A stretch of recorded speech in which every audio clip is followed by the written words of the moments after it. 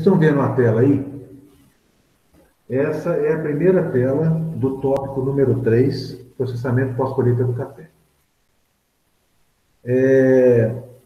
Esse assunto é um assunto que ele é envolvido e permeado por uma série de dogmas, vamos dizer assim, por uma série de preconceitos, por uma série de informações que fazem com que esse assunto seja tido como um bicho de sete cabeças, como um assunto que não é acessível alguns ou a grande parte dos produtores.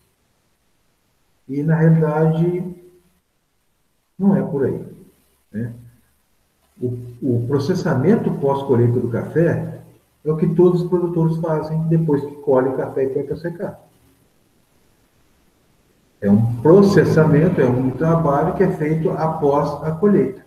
O que nós vamos fazer é o destrinchamento disso e uma análise, uma reflexão das possibilidades de nós trabalharmos essas variações em diferentes produtores, diferentes tipos de produtores em termos de padrão tecnológico, diferentes regiões, em situações como nós já estamos vendo há muito tempo, em situações que são muito particulares. Ou seja, não existe uma propriedade igual a outra. E dentro da mesma propriedade, as fontes de variação que tem são muito grandes, né? Então vamos pensar nessa frase que foi dita por Silvio Leite, em uma palestra que ele publicou em 2003. Esse ano de 2003 é um ano que tem uma história muito grande, muito importante em todo esse contexto. É quando começou a ganhar volume a questão do volume em termos de comercialização mundial e valorização da qualidade do café de uma maneira mais profissional, as questões relacionadas à qualidade do café, com a chegada ou com o posicionamento da Associação Americana de Cafés Especiais, SCA, que aconteceu em torno de 96 a 98, 1996 a 1998. Isso veio culminar nesse movimento, né, que o Silvio Leite é um dos protagonistas aqui no Brasil. Hoje ele é o coordenador do concurso da BSA, do Cup of Excellence, coordenador do Floradas, Três Corações e tudo mais. Mas ele foi um dos protagonizadores, com muita eficiência e com muito domínio, dessas questões relacionadas à qualidade de café no Brasil. Então, o Silvio Leite falou o seguinte: o Brasil é o único país onde os produtores podem escolher o método de processamento de acordo com a preferência do consumidor. E essa frase é uma frase extremamente complexa quando a gente entende que nós temos aí um vínculo. Essa frase diz para nós muitas coisas. Primeira coisa é que o Brasil é o único país onde os produtores podem escolher, o único. E isso nós podemos conversar a respeito disso. Nós vamos conversar a respeito disso. E uma questão muito interessante, que é o que ele traz aqui, ó, nesse final. Deixa eu ver se eu consigo marcar aqui. Será que eu consigo só? Acho que eu não consigo escrever. Achei que eu conseguiria escrever aqui. Não consigo escrever. Deixa eu ver se eu consigo modificar o mouse. Não consigo também. Não consigo. O final da frase dele, quando fala aqui, ó, a preferência do consumidor. Então, aqui ele está dizendo o seguinte: o consumidor, ele prefere alguns tipos de café, tudo bem, isso é fato. O que é a questão mais importante dessa informação? O quanto a preferência do consumidor influencia no manejo adotado pelo produtor. Então, ele diz para nós aqui uma série de coisas. Para mim, essa é uma das mais importantes. O consumidor influenciando na forma com que o produtor está trabalhando na propriedade dele. Ou seja, uma aproximação, um entendimento do consumidor acerca do processo produtivo e um entendimento dos produtores acerca das questões de mercado. Então, isso hoje está acontecendo de uma maneira muito clara. Eu não sei se vocês já leram sobre o comércio direto, o direct trade. O comércio direto, ele veio exatamente ou então, o entendimento desse comércio direto, ele veio exatamente para clarear essas relações de compra e venda, de influência nos dois sentidos, entre produtores e consumidores. E o Silvio Leite já trouxe isso numa reforma de 2003, quando ele fala sobre o processamento pós-colheita. Então, uma questão muito importante a gente entender. O Brasil é o único país onde os produtores podem escolher o método de processamento. O único país onde pode escolher o método de processamento está dizendo o seguinte: se você quiser fazer um café natural, via seca, você pode fazer. Se quiser secar um café com a casca íntegro, pode. Se você quiser descascar, pode. Se você quiser desmucilar, pode. Se você quiser despolpar, pode. O que vai direcionar isso? O que vai direcionar é a preferência do consumidor para o qual você está fornecendo café. Mas para isso é preciso entender os motivos que levam a essa necessidade ou essa diversificação de todo esse trabalho que pode ser feito em termos de processamento pós-colheita do café. Então essa que é a justificativa. Tá? Uma questão muito interessante. Em média, de maneira geral, nós sabemos que o florescimento do café no Brasil, ele é um florescimento gregário. Né? O que é florescimento gregário? Alguém defina para mim, por favor. Por que o florescimento do café é chamado gregário? Que ele floresce agrupado, né? Exatamente. Há uma uniformização na abertura, no desenvolvimento dessas flores, de maneira regional, ou até mesmo macro-regional. Não estou falando só em questões micro, mas macro-regional. Pedro Sebriano, por que isso acontece? Uai, Zé, agora você botou para pensar. Pois Eu é, creio por que seja isso... por causa de Ah, ter só duas estações definidas, né? A forma como esse tá. café sofre o estresse para disparar a florada, mas não vou dizer com toda segurança, não. Exatamente. Então, existe uma influência climática muito grande.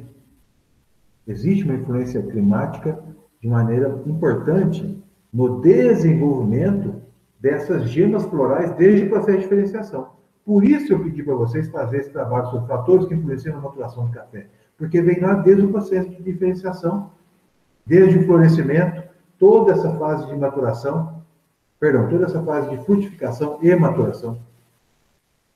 Para que vocês tenham essa base teórica, ou pelo menos uma ideia dos fatores que realmente influenciam nessas questões de frutificação do café. Então, eu digo para vocês, existe uma influência muito importante do clima, em especial precipitação, em especial chuva e temperatura. Então, esse período de seca e temperatura baixa que leva à indução, né, de uma dormência das gemas florais diferenciadas no final do período vegetativo, isso faz com que essa florada seja mais uniforme, mesmo que nós tenhamos, em média, 3 a 4 floradas por ano. A primeira com problemas, uma segunda e uma terceira. A segunda muito intensa e uma terceira mais rala. Eu recebi foto hoje de lavouras do Caparaó que estão abotoadas. Abotoadas. Enquanto na nossa região tivemos as 3 floradas. Pode ser que tenha mais uma? Pode ser que tenha mais uma, em menor intensidade. E aí, isso faz com que, mesmo em situações de floradas fracionadas em 3 ou 4, com algumas diferenças de intensidade, seja ainda uma situação de certa uniformidade em função, ou certa uniformização em função da influência climática do inverno. Agora, por que o Brasil é o único? Porque a maior parte dos países, a influência climática, ela exerce um papel diferente. Por exemplo, nos países da América Central, não existe esse tempo de frio e de seca, como acontece no Brasil. Qual a consequência disso? A consequência disso é simples: 15 floradas por ano, 12 floradas por ano. Isso vai refletir em que situação? Isso vai refletir em colheita do café por 8 a 10 meses por ano. Ou seja, os produtores voltam naquela mesma planta durante 8 a 10 meses por ano, passando de mês em mês naquela planta para poder fazer uma colheita seletiva. Então, países da América Central, onde não existe essa dormência de gemas, e à medida que o ramo vai crescendo, ele vai florescendo, você tem uma colheita seletiva obrigatória, porque se o colhedor for lá e puxar todo o ramo, ele vai puxar fruto maduro, fruto verde cana, fruto verde, fruto chumbão, fruto chumbim, flor e botão floral. Então tem que ir lá tirar um por um. Então, quando vocês observarem a divulgação da colheita seletiva nos países da América Central, entendam que aquilo ali eles não estão querendo fazer bonito, não. Aquilo ali é a única forma que eles têm de colher café. Eles não podem fazer igual a gente, fazer duas passadas numa colheita mecanizada, ou fazer uma derriça total, retirando todos os frutos da planta. E não para por aí. E não para por aí. Esses países da América Central, alguns países também da África, em especial os países da Centro-América, Colômbia para cima, até no México, esses países são quentes e úmidos. Né? O que isso influencia em termos de qualidade de café? Influencia de uma maneira muito simples. Ambiente quente e úmido é ambiente favorável à ocorrência de fungos que vão ocasionar a perda da qualidade do café. Para diminuir o risco, o que eles fazem? Eles retiram a casca, eles descascam, eles desmucilam. Isso é obrigatório para eles. Ao inverso do Brasil, lá, os melhores cafés são os descascados e os piores cafés são os naturais. Eles têm 90% de descascados e 10% de natural, em média. E aqui no Brasil é diferente. Como diz o Silvio Leite, nós podemos escolher. Nós podemos escolher. Está certo que os nossos produtores escolhem, por diversas razões, fazer um café natural. Seja por recurso, por questões relacionadas à geração de resíduos, então, uma série de fatores. Mas percebam, existe a possibilidade de escolher, enquanto lá, se eles não descascarem, o processo de seca vai ser mais demorado, o risco de fermentação é muito mais alto, e eu ainda falo até um pouco mais. Se eles não descascarem, é perda de qualidade na certa. Porque o substrato é muito rico em alimento para fungo, ou seja, o fruto de café, casca e mucilagem é um substrato que vai possibilitar o desenvolvimento fora de controle de micro-organismos e a perda de qualidade é certa. Por isso eles descascam. Então, eles não querem fazer isso aí para fazer graça. A colheita seletiva de descascamento. Não. Isso aí é o que eles têm que fazer obrigatoriamente. Se eles quiserem produzir café natural, eles vão ter problema. E nós aqui não. Aqui o produtor pode escolher.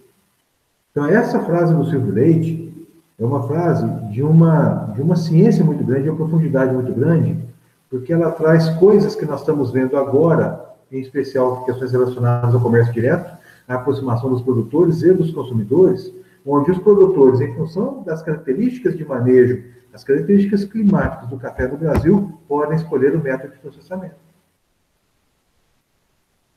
E é em cima dessa situação que nós vamos conversar um pouco, né, sobre essas possibilidades. Tá certo? Alguém quer fazer alguma pergunta?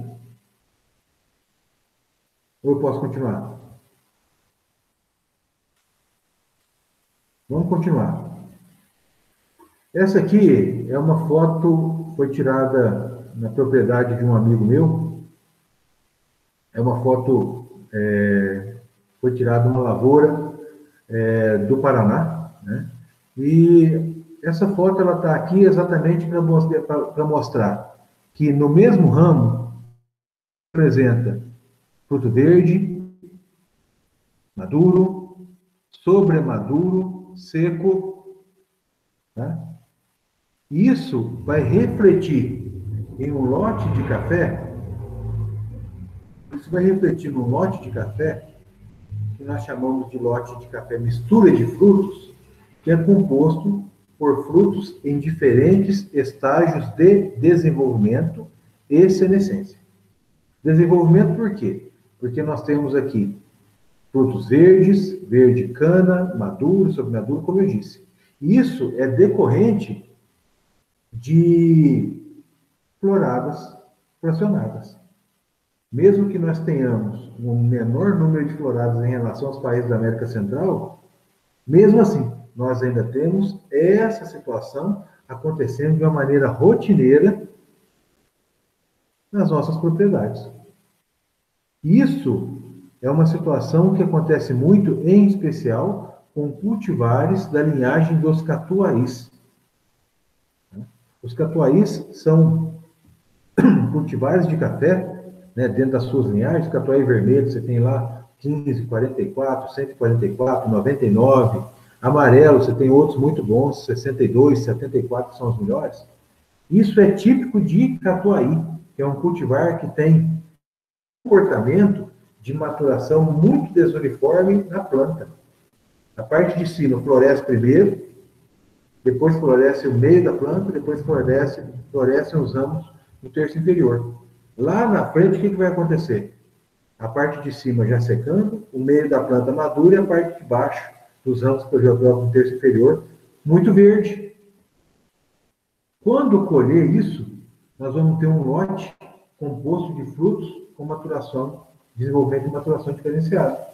Por exemplo, isso aqui é um trabalho que nós fizemos há algum tempo atrás aqui no Instituto, né? Observem, fica aparecendo essa mensagem aqui, que coisa chata, eu não sei como tirar. Mas observem, frutos mais escuros, mais secos, tá certo? Frutos verdes, frutos mais maduros, maduro com uma coloração mais avermelhada, outros de coloração mais clara.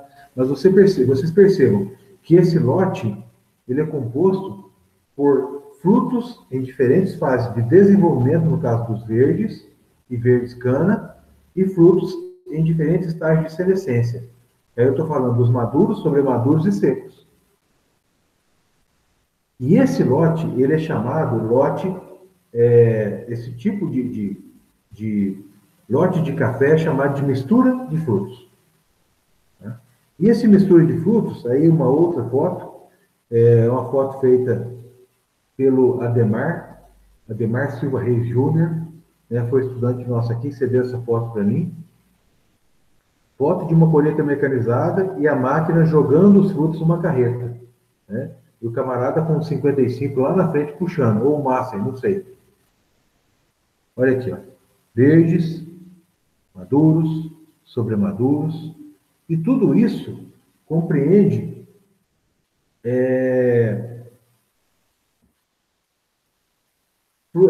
esse lote de mistura de frutos. Então, esse lote de mistura de frutos, ou seja, esse hábito de fazer a retirada de todos os frutos de café da planta, como nós conversamos lá na aula de colheita, fazer a derriça total, a retirada, a colheita de todos os frutos, independente do seu estado de maturação, isso leva à formação de um lote chamado natural não lavado. Esse café ele é colhido por derriça total, retira todos os frutos da planta, independente do seu estado de maturação, a planta é liberada para o trabalho de reinício de safra, né? Onde deve ser feito todo esse cuidado de pós-colheita, de sanidade, tudo mais, proteção dessa abotoação que vem daí a alguns dias. Esse café, na maior parte das propriedades do Brasil acontece isso. Ele vai direto para a secagem, seja uma secagem de terreiros, seja uma secagem artificial feita em secadores, e esse lote de café após a secagem, ele é chamado de café natural não lavado. Né? Decorrente de uma colheita por derrista total que gera um lote de mistura de frutos. Isso é processamento via seca. Né?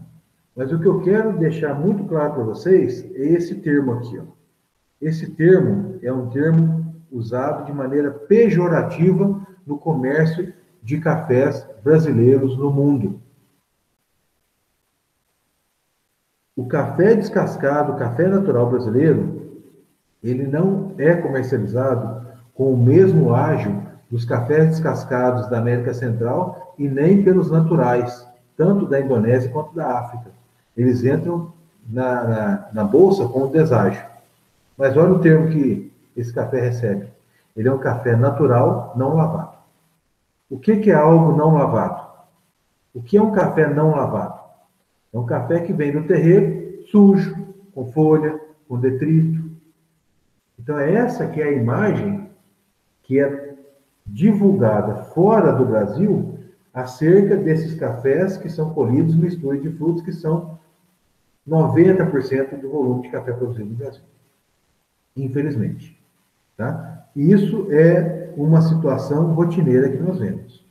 Continuando, essa foto aqui é uma foto que eu tirei de uma lavoura de catucaí amarela 2SL, e vocês percebam, eu tirei frutos de todos os estágios de desenvolvimento na mesma lavoura, na mesma época. Isso aí foi em abril. Olha o que eu tinha em abril. Uma primeira leva de frutos, né? Aqui fruto chumbão, granando. Então vocês percebam aqui, ó, início, né? Formação da semente, mas ainda não estava cheio, existia alguns espaços aqui ainda, então ele estava granando. Aqui o fruto verde ainda granando, não se percebe a presença da mucilagem, então existe essa foto aqui e essa aqui.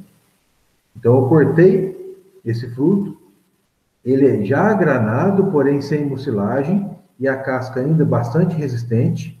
Isso é importante a gente entender, né, dentro desse processamento, dessa aula de processamento pós-colheita. Aqui já inicia a fase de verde cana, né? Vocês percebam que o fruto está de um tamanho maior, já existe uma turgidez maior da casca, e quando cortei o fruto, eu percebi semente bem formada, casca mais túrgida e presença da mucilagem. Vocês percebam aqui que ela está brilhando um pouco, né? Então, isso aí já começa a ser produzido nessa fase de verde cana, repetido aqui, né? Um amarelo um pouco mais intenso desse fruto. E aí já a fase de café maduro, em especial desses dois frutos aqui. Aqui já é sobre maduro. Tá? Percebam, uma coloração bem mais clara do que o anterior. Aqui já está ainda um pouco verde, e aqui já bastante amarelo. Né? E aqui um amarelo mais escuro. E a diferença, sementes bem formadas, presença de mucilagem, mas essa fase aqui, a fase que eu colocaria como fruto maduro. Tá? Fruto maduro, casca bastante amarela, iniciando as manchas, né, da senescência, e a mucilagem bastante espessa, bastante intensa. Tá? Então, aqui a semente, o fruto realmente maduro, a semente já formada, e aqui nós iniciamos a fase de senescência, onde o fruto já diminui um pouco o brilho da casca, já começa a aparecer essas manchas da senescência, ainda há a presença da mucilagem, mas já percebemos um espaço vazio aqui, dessa mucilagem secando, que fica muito evidente nessa foto, né? A casca já totalmente separada do pergaminho, a mucilagem já seca, a semente já iniciando, mudando de cor, diminuindo o tamanho, perdendo água, até chegar nessa fase de café coquinho, que é importante para nós, né, esse entendimento. Qual a característica desses frutos? Zero mucilagem, semente desprendida até mesmo do pergaminho presente, óbvio, mas a casca já seca, sem mucilagem, tá? Então, vocês percebam os espaços vazios que se formaram aqui entre a casca e o pergaminho e a semente, nessas 3 pontos. Isso aqui é o café coquinho. Tá? Café, nesse momento, não descasca.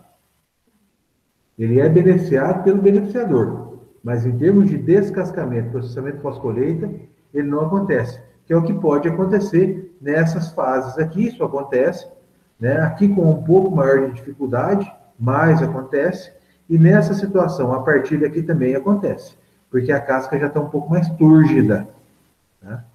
Então, esse entendimento das fases de desenvolvimento dos frutos, ele é importante para que a gente possa entender o que vai acontecer, ou quais os caminhos que podem ser conduzidos esses frutos em termos de processamento pós-colheita. Tá? E aqui, um esquema do processamento via seca integral. Aqui o primeiro pensamento que eu falei para vocês: colhe o café, todos esses frutos colhidos de maneira misturada, mistura de frutos, vão para a secagem, e da secagem fazem o natural não lavado, que é o grande volume de café no Brasil. Pois não, pode perguntar? Minha internet morreu aqui e eu fiquei fora da reunião um minuto. Só para esse último café que você mostrou aí é o que não é lavado. Ele não descasca. Não descasca. Ele não descasca, tá? Porque ele já está seco. Esses caras aqui ainda podem descascar. Tá? Esses 2, esse último aqui com certa dificuldade, esses 3 aqui com certa facilidade. E esses aqui também com certa facilidade, dependendo do peso, da força com que é exercida a pressão para que faça a ruptura da casca. Tá? Esse aqui com grande dificuldade. Esses 2 com dificuldade, e a partir desse aqui com certa facilidade, até aqui, e a partir daqui já com alguma dificuldade, e esses não descascam. Ah, tá, obrigado. Tá bom? Imagina. Então, esse esquema aqui, em vermelho, apresenta para vocês o processamento por via seca. Tá? Ou seja, esse café colhido, mistura de frutos com presença de verde cana, maduro, submaduro, seco, são levados para o lavador, que de lavador não tem nada. Ele se chama lavador, mas ele não tem como função lavar o café. Até mesmo porque aquela água vai sendo contaminada, ela vai sujando. Então, de lavador não tem nada. Na realidade, o que ele faz é a separação dos frutos por densidade. Tá? Separador de boias, ou separador por densidade. O que esse equipamento faz? Quando esse lote de mistura de frutos é colocado nesse equipamento, lavador, separador de boias, os frutos são colocados na água. Aqueles frutos de maior densidade, vamos voltar aqui. Esses caras aqui, ó, daqui para cá, esse aqui já boia. Mas esses caras de maior densidade, que são esses frutos que não têm espaços vazios, né? Todos esses 3 aqui, e mais esses todos aqui, compõem o lote de frutos verdes e maduros. Percebam, são frutos que não apresentam espaços vazios e, consequentemente, frutos que apresentam maior densidade. Esses frutos vão afundar na água. Né? E a partir do momento que eles afundam na água, eles vão ser separados em função da diferença de densidade dos frutos boia. Por que o café boia chama boia? Porque ele boia na água. Por que ele boia na água? Porque ele tem menor densidade. Por que ele tem menor densidade? Porque dentro do fruto tem espaço vazio. Olha aqui, espaços vazios. Então, esses caras de menor densidade boiam na água e, consequentemente, conseguimos fazer a separação desses lotes de frutos. Qual a consequência disso? Quando esses lotes de frutos vão para a secagem, chega na secagem um lote de frutos com um teor de umidade muito semelhante, em torno de 50% a 60%.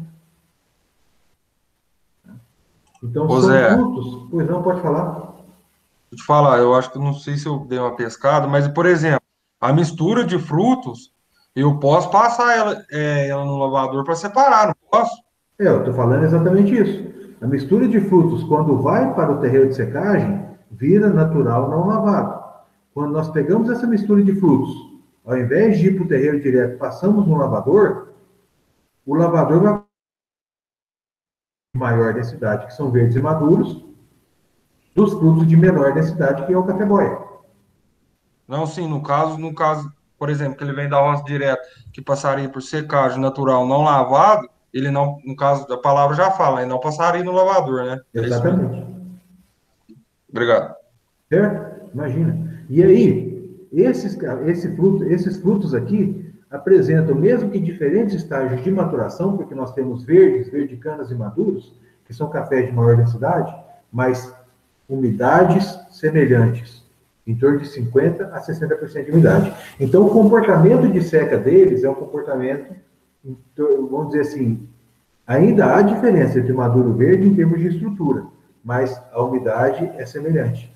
A densidade é semelhante. E depois não? Opa, continua sendo mistura de fruto, no caso, mesmo depois que boia? Aí já não é mistura de fruto mais, porque nós já promovemos uma separação, Pedro. Nós já tiramos do lote aqueles frutos já que iniciaram o processo de perda de umidade. Mesmo que seja uma perda de umidade que não atingiu a semente, que seja só da casca e da mucilagem, que é o lote de café boia. Então, quais são os lotes originados a partir da passagem desse café pelo lavador? Um café chamado natural lavado, já mudou, né? Os verdes e maduros vão para secagem, mistura ainda, ele vai misturar, verde e maduro, mas vai para secagem e vira o natural lavado, e o café boia vai para secagem chamado boia lavado. Ou seja, nós já não temos um café sujo, um café já lavado. Em termos de terminologia. Agora, em termos práticos, em termos técnicos, nós temos esse lote de café com umidade entre 50% e 60%, e esse lote de café com uma umidade em torno de 40% a 50%, até menos, dependendo da proporção de ocorrência desses frutos já em avançado estágio de secagem, que aconteceu na roça. Mas, então, em média, 50 a 60, em média, 40 a 50. Então, a nomenclatura de mistura de frutos fica só pro não lavado. Exatamente. Exatamente, Pedro. Só que tudo isso, crianças, é processamento pós-colheita e tudo isso é processamento por via seca. Mesmo que o lavador faça a separação pela água, continua sendo chamado de via seca. Ou seja, essa setinha vermelha está aqui simbolizando o processamento por via seca. Não é porque passou o café na água que ele vai ser chamado de processamento via úmida. Natural lavado é café natural. Boia lavado é café boia processado via seca. O que significa processamento pós-colheita por via seca? Significa que o café vai atingir o ponto de seca de 11% integral, com todas as suas partes íntegras, e não foi feita a retirada de nenhuma das suas partes. Processamento via seca, o café ele finaliza o processo de seca com o fruto íntegro, mesmo que tenha passado pelo lavador. Ficou claro isso? Porque isso é uma questão que gera muita confusão em termos de terminologia. Ficou claro essa questão do processamento por via seca? Sim. Ficou claro? Perfeito. Alguém tem dúvida sobre isso? Bom, então vamos continuar. Se existe processamento por via seca, né, vai existir o processamento por via úmida, que é essa faixa, que é esse esquema em amarelo.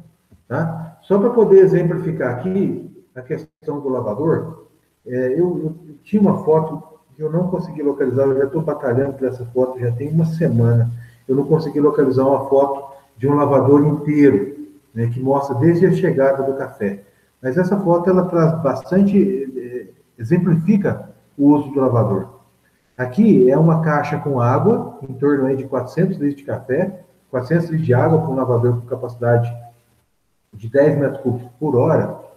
Então, o café, ele cai, a mistura de frutos cai nessa caixa com água. O café de maior densidade, que é o café verde maduro, afunda nessa água e é jogado por uma turbina que está interna, né? Uma turbina vai direcionar esse café para essa saída. Percebam aqui, ó, que aqui está saindo água. A turbina, ela movimenta, ela impulsiona o café mais denso que afunda nessa caixa, nesse lado da caixa. Tá? Então, impulsiona ele para cá. Percebam, aqui está a saída de água e aqui tem alguns frutos saindo. Ó. Tá? Olha aqui os frutos. Ó. E eles caem nessa bica da esquerda.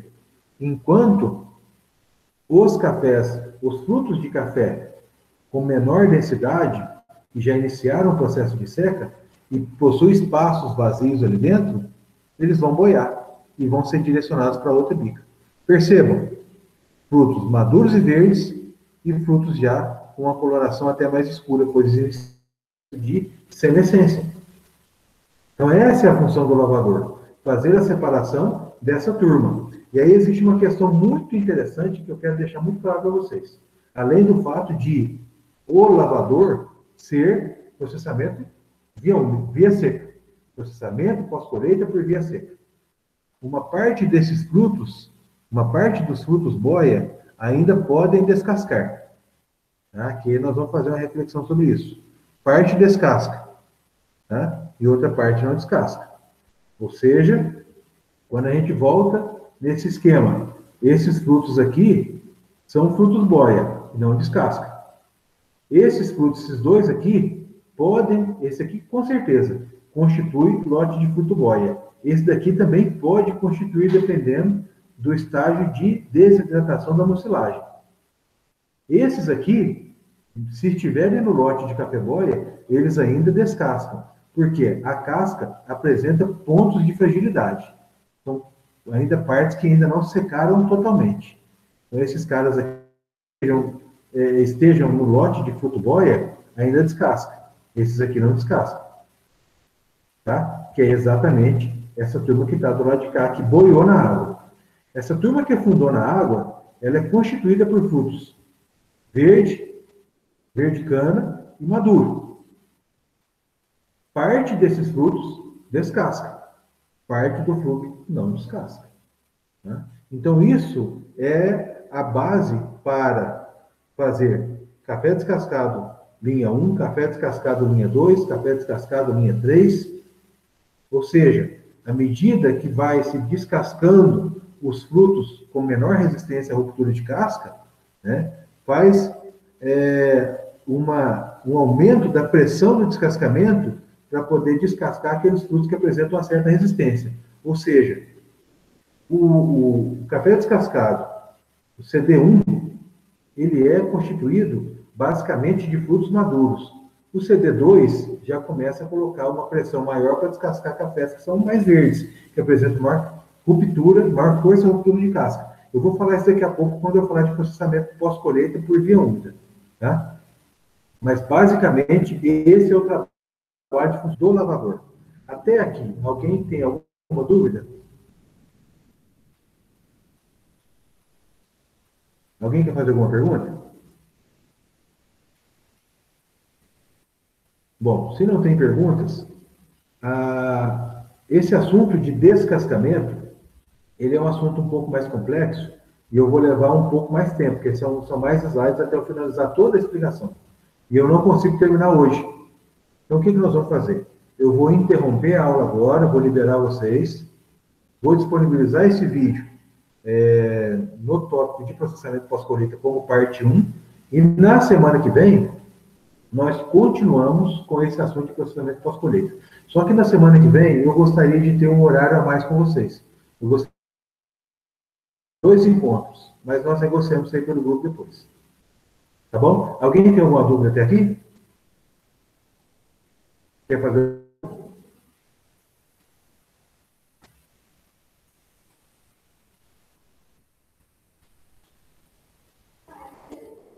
se não tem perguntas, eu agradeço a participação de vocês.